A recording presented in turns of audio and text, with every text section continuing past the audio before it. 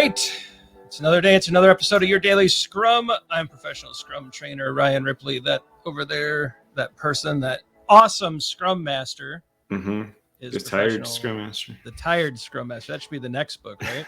Yeah. Is professional Scrum trainer Todd Miller. We get together each and every day. We record an episode of Your Daily Scrum to help you get a little bit better at your Scrum practices. Like and subscribe. Todd, you know, like half the people here are not liking and subscribing. Actually, last I checked, it was higher than half. It was 52.4%. Everybody, come on.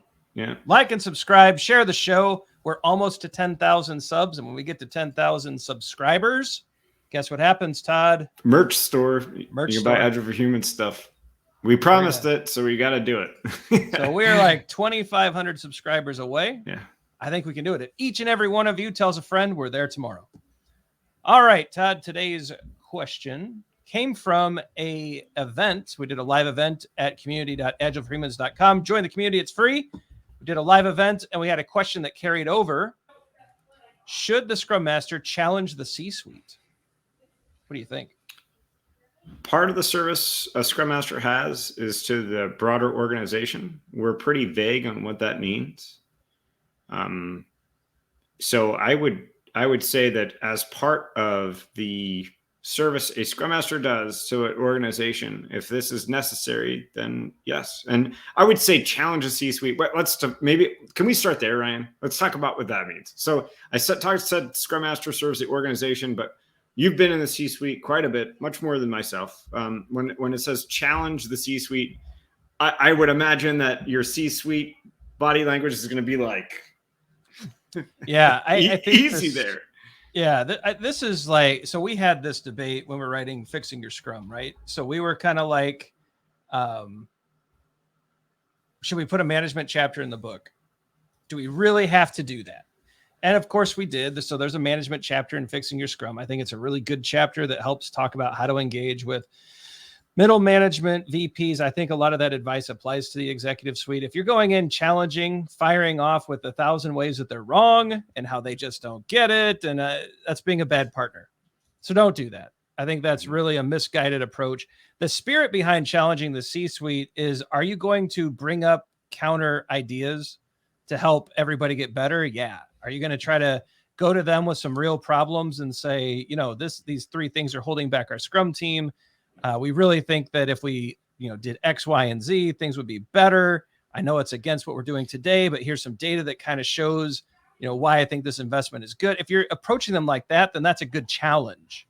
You're challenging them to help improve things to be better. You're not challenging that they're right or wrong. You see what I mean here? It's not a personal thing. It's not a direct thing. You're not trying to coach them. Don't try to coach these people. Leave them alone. They're super smart. They know the company very well. You need to show up with data and evidence on why they should care about what you're saying and try to be their partner in the change that you want to see happen. And if you approach it like that, I think you get great results. When you show up like a fool, pretending like you know more than them, doesn't go well. No, yeah. Let's be honest with you. As far as I would say 90% of all the C-suite people that I've met are genuine, smart people and have worked extremely hard to get there. Yep. Right. There's a reason people don't accidentally become a C-level executive in a company. That doesn't happen by accident. And so I think that the word challenge here, I think it may not. I think a Scrum Master shouldn't challenge a C-suite. Can a Scrum Master partner give data? Maybe further enable with new ideas, hand them a different book that might be something interesting to read. Because from what I've come across, C-suites are avid readers, right? That is the better statement. So I would say, should a Scrum Master challenge C-suite? I don't think you're going to get anywhere if you challenge C-suite. They're going to win. And you're going to get fired. Right? The average CEO or C-suite member, male and female, are incredibly healthy, incredibly bright, well-educated, incredibly wealthy. I mean, there's things these are the high performers. They've decided to give up a normal life in pursuit of this one thing.